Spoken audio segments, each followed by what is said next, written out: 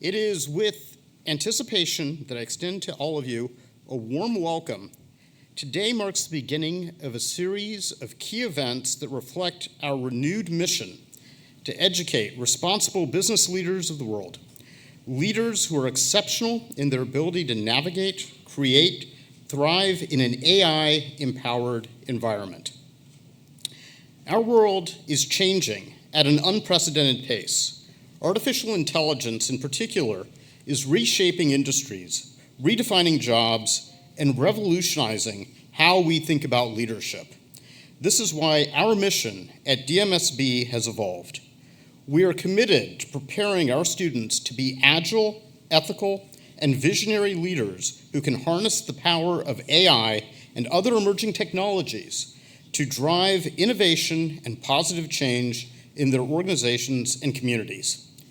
To kick off this journey, we have organized today's event to explore and highlight the critical themes underlying our new mission, and today we will be talking about technology and leadership. First, we're going to hear from Professor Nada Sanders, who will share insights from her groundbreaking work on human-machine, a concept that explores the symbiotic relationship between humans and machines in the workplace. Then we will hear from Dean David DeCramer, who will elaborate on our new mission and vision by zooming in on the evolving challenges for business leaders today, especially in the context of AI. And then we have the distinct honor of hosting Garry Kasparov for a fireside chat. Mr. Kasparov, one of the greatest chess players in history, was the first human to experience the professional impact of AI when he faced off against IBM's Deep Blue. His unique perspective on human-machine interaction and the future of work will undoubtedly provide invaluable insights for all of us. Finally, we will conclude with a panel discussion featuring some of our esteemed faculty, alumni, and corporate partners. I'd like to encourage everyone, invite you all to participate, engage with our speakers, share your thoughts as we collectively explore these critical issues. So thank you again all for being here. Thank you very much for coming. And I'd like to welcome Professor Nada Sanders to the stage. Nada.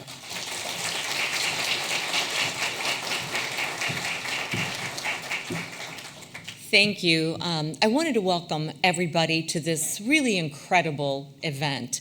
I wanted to thank our Dean DeCramer for organizing this, for inviting me to speak. The launch of Gen AI, as you all know, marked the beginning of a new era.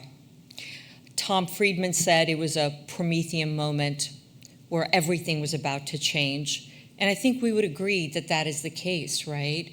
If we look today, the way we socialize, the way we play, the way we work, everything is different. Even what constitutes work is different. Now, I've been doing research on how companies use AI technology for actually many years. And to conduct that research, for years I've been actually going into organizations, interviewing C-suite executives, technology officers, data scientists, trying to really mark and identify what is the key to making this work. I even interviewed our president, Joseph Aoun, and I have to tell you, his insights were absolutely brilliant in terms of seeing the future, in terms of sharing with me what we should do with our talent, how to implement humanics as we move forward, and all of that is something that I've been incorporating in my own work. Now, all of this has led to my book called The Human-Machine, so it's here. It first came out December 2019, and we all know what happened in 2020, right after that, right? It has now been updated. It just came out, the second edition, in March 24. And what the Human-Machine really is the enterprise of the future. It's an emerging form of enterprise. And I would argue probably in 2019, it was a much more emerging. 2024 now, we are seeing it in action. And what it is, it's an organization that combines the best of humans, the best of us, creativity, innovation, judgment, care, compassion, with the mechanical efficiencies of machines, economies of scale, big data processing, AI. And the Hue machine brings these together. It fuses them in almost an amoeba-like fashion, where the enterprise can move, and you have this synthesis between man-machine going on. That's the Hue machine and the way we are seeing it evolve. Now, I wanted to tell you, when we started this research initially, the impetus was not to do this. The impetus was to go into organizations and identify what is the greatest things technology can do. That's really what we were after. But what started out as a quest to understand the best of technology led us to a really sobering place. And that place was that the key to success with technology was with people. And we saw that time and time again. And I'm telling you, we went into so many companies across all sectors. That was repeatedly the key to what made this work. And I wanted to tell you, one of the things that underlies the Hue machine is Kasparov's law. And Kasparov's law tells us that an ordinary human with an ordinary machine, combined with the right process, can do extraordinary things. That is huge. And I understand, obviously, Garry Kasparov, who I'm so honored is with us today, is the grandmaster of chess, is the greatest chess player of all time. But Kasparov's law is equally extraordinary. It's extraordinary because we are at a time where every enterprise, every endeavor needs humans to interact with technology, machines. And it's Kasparov's law that tells us that we don't have to be geniuses and we don't have to have the best technology. He's proven it, but rather getting the right methodology, the right process in place can help us and allow us to do extraordinary things. Now, in the second edition of the Hue Machine book, what we did is we laid out a roadmap in terms of the structure, the physical structure of the Hue Machine, and the infrastructure, and what talent and what skills are needed. And we end with the fact that what is needed is leadership. This is incumbent upon leaders to take the enterprise forward to become a Hue machine. And this is the exact work of our dean that is really opening the door and allowing enterprises, telling leaders what to do in this new era, the era of AI, and how to actually take back control when we are captivated by AI. So I don't know about you, but I'm very, very excited to be here, to hear from our dean, to hear from Garry Kasparov, and to learn together today in terms of what leadership can do and help us navigate in this new era. So on that note, I'm going to hand the floor over to our Dean D'Amore.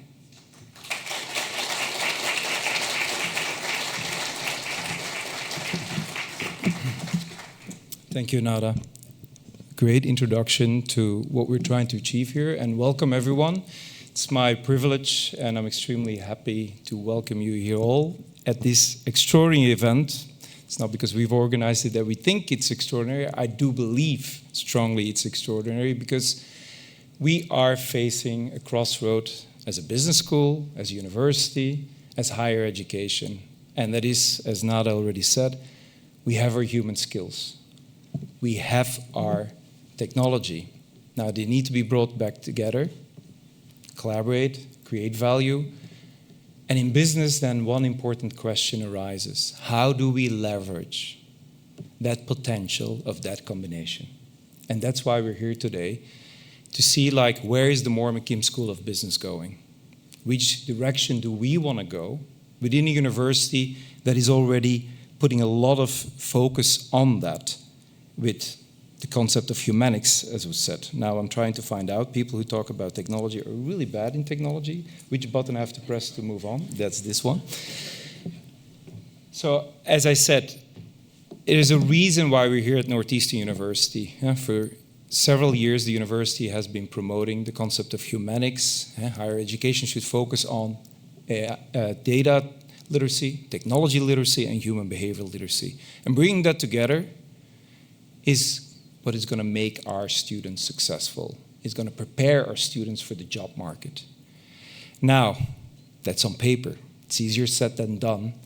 Because as a business school, we agree with this. And our new mission, as our Deputy Dean Rajesh just mentioned, is focused on that. Hence why we have this event today, focusing on business leadership and technology, bringing it together. And as Nada just said, the biggest challenge then becomes, how do we lead that AI is being used in the right ways?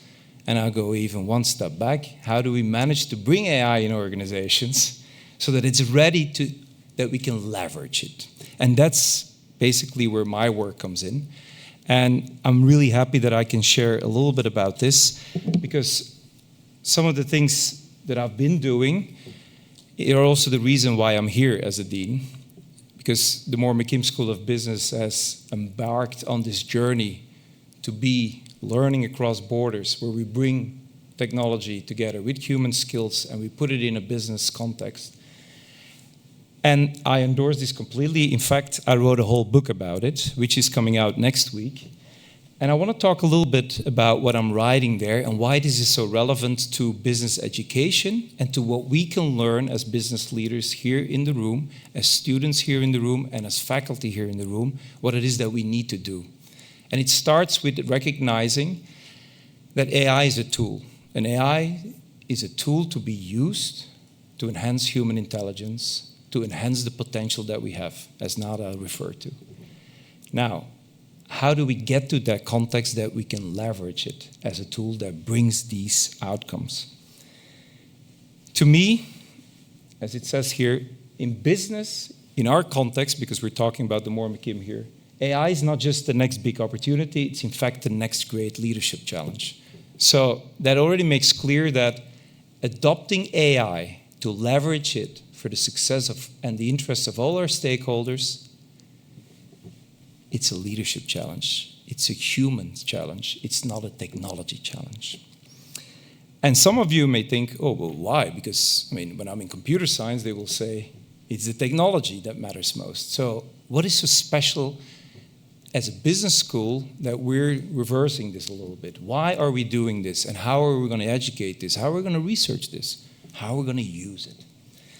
Well, just like Nada, for years I've been working as a consultant for several companies. I'm a board member of Ernst & Young in their global AI projects. I've researched, I've examined cases, and I came to a few conclusions. If you really observe what is happening today in the organizational context, in the business setting, it's amazing. People are confused. On one hand, we receive all these messages from the tech gurus, from the big tech companies. It's amazing, and it's going to be even more amazing, and you can't even catch up if you're not paying attention. You're going to be lost. It's overhyped.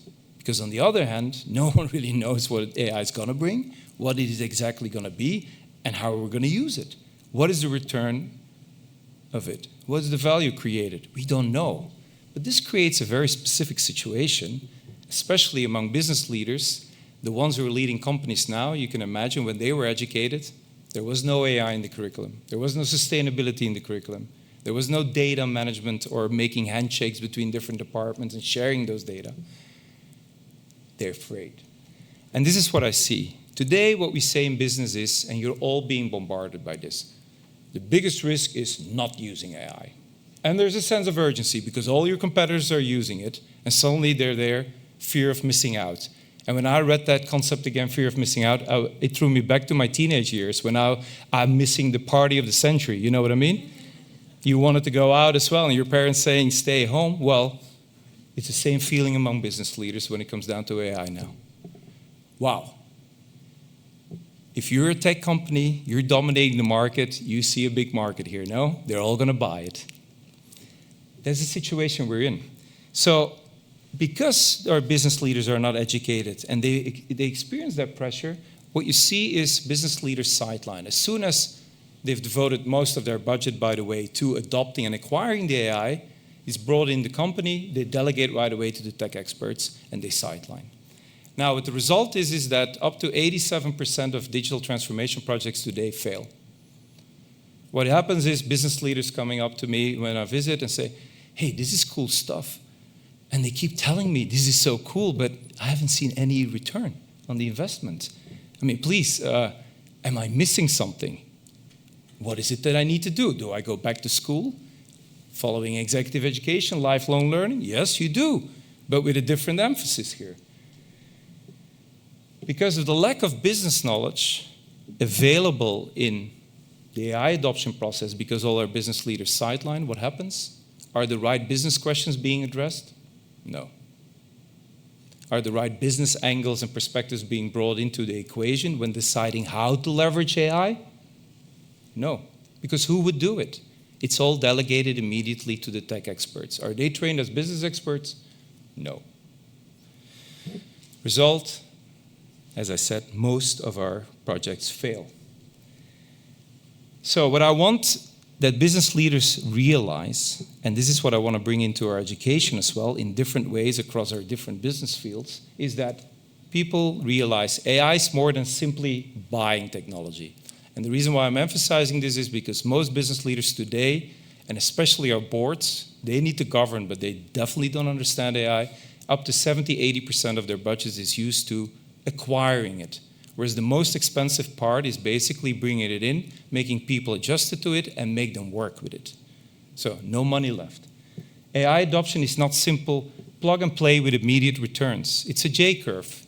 Technology in itself has a J-curve. It reveals itself along the way. Of course, we need to have the patience because we need to bring the people in. And AI adoption, that's what you need to remember. It's about augmentation. So it's about building cultures.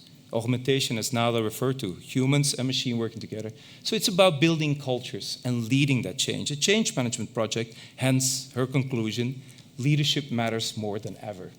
AI adoption cannot be delegated. Executives must take ownership to ensure success of any AI adoption project.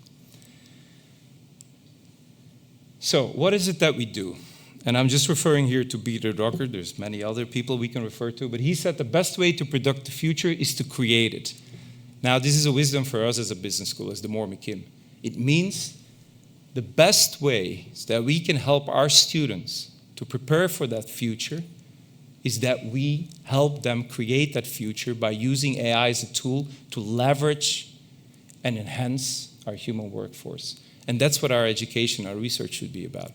So I'm happy to say that from September onwards, I'm already picking up the curtain a little bit, we will start a data and AI strategic initiative where our faculty will be endorsed by several grants, but also by training and being very closely supportive to them, providing the resources we can to help the transformation of our teaching process. Now, the biggest task so for our leaders that we're expecting is, from this story, is that leaders are able to align AI comprehension, so they need to understand AI, with organizational purpose. So basically everything we've been teaching about business. What is it? Why are you in business? What is it that you want to achieve? What is the value you want to get there? Can you align that? Because that's when you create that leverage. And that's why I wrote this book with the title, The AI 7 Leader. 9 ways to take back control and make AI work. As you can see, the first part is the AI comprehension, the AI 7ers. The second part is that organizational purpose. Our business reality, the courses we're already teaching, the ways leaders should be working, business leaders. So you see, how much do we really have to change? No, I want our faculty to be the experts they are and put it in the new reality of AI and understand enough to uplift it. And that's where our students are going to learn to use AI in that new context. I'm sorry. So what is AI 7? It's just diving into the way I see it is, and that's the important point, we're not a computer science department. So for our students, it's not important that in the next 3 years they know which large language model will dominate and for what reason and which technological features. That is not an issue for us. Because again, AI is a tool to be used. And by the way, no one knows in the next 3 years anyway. So it goes beyond mere technology experience and coding experience. Yes, sure, we can have a big data course. Yes, sure, we can have some coding experience here. But what it's really going to come down to is, what is artificial intelligence? What is human intelligence? Too often people in the press, in the media, they're comparing them. And you know what? It's like comparing apples and oranges. They're not the same. We can give many details here, but we know they don't work in the same way. Again, from an augmentation point of view, that's great news because they have to work together. They have their weaknesses and their strengths. So, of course, data and statistics matter because to some extent, every AI relies on data. Statistics are important because of one compelling reason that a lot of people forget is when you read about AI and when you're being told about AI by tech experts or tech consultants, they will blow you away. It seems like magic. But that's the magic in a lab. In a lab, you don't have many stakeholders. When you bring it in a company, your risk management goes up. You have many stakeholders. So the AI you see in the lab, the one that's being sold and that makes you very uncertain today, is not the AI you're going to be using today, right away in your company. And also for ethical reasons, you shouldn't. OpenAI with ChatGPT in 2022, they actually violated that for the first time because they threw it on the market because of pressures of Microsoft. They were investors and Google was starting to come up and we didn't have time anymore, we throw it on the market. But that was actually the first violation of that reality that, hey, we throw it out there on society and we don't have a clue what it's going to do. Normally speaking, as ethical leaders, which we are also training in our school, you don't do that because it's not going to bring you any value. So leaders need to understand, because of that savviness, they will understand their responsibilities better. They will understand why it is that they're wondering, it's all cool stuff, but I don't understand why we don't create any value. And they will also understand that it's for them to decide on the direction of the AI adoption process. Because one thing you also need to know, and I just love sharing this picture, is AI is not an active participant in reality. As a business leader, you are. And I'm showing this picture here because this was a question asked to AI to scan a picture. And it said there's one cow, and the length of that one cow is 5.2 meters. I think all of you know here, I hope so, else you must be a robot or an AI. There are probably two cows there, one with the head and the other with the back. But for AI, it's one cow. They're not active participants. They don't have that intuition, which is also required in that collaboration between technology and humans. Where you need to, as leaders sometimes, oftentimes even, you need to anticipate. You need to you have to go beyond probability. You have to make sense of situations. So that brings you to all those responsibilities. So what is it that leaders need to do in terms of facilitating and mediating to make AI work? So in the book, I'm not going to go over all those behaviors, but I just wanted to share a few things, what it is that we really need to focus on, and you'll see that basically the leadership behaviors that have been very successful in the past are still going to be successful today, but now you're going to be evaluated as a leader. Do you show those behaviors while creating value with AI? So AI adoption is inclusive. That's one thing you need to realize. It's inclusive because AI-savvy leaders, they have the ability to tear down the silos between tech experts and business experts. They can promote collaboration, which we will need more than ever. And this means you can do this because you are AI savvy, you become a narrator. Business leaders of the future who are AI savvy are narrators. They have a narrative that can introduce the business problem and at the same time make it comprehensible why AI is needed here and it's not needed here, and what it is that we expect that AI will do. At that moment, yes, you can delegate if you play that narrator role. Because then you can delegate because it's about execution at that moment. So that means that we need to have flat communication cultures more as well, because we need feedback from people. You need to create trust and accept that sometimes AI will fail and we need to update it. The AI models are not perfect and optimized right away. So I always compare it with an airplane landing. It's full of data. We want to know whether there's something wrong with the data. So we can't act as a normal bureaucratic organization that 3 months later the top of the company knows, hey, there was something wrong with that. No, the plane has to leave. So how is it possible that the industry works? Because it has a flat communication culture. Things are being checked, shared, feedback is given and corrected. We need to learn the skills for our business leaders that they can do the same. AI adoption should also be inspiring and motivating, because I think it's clear by now it's a change management project.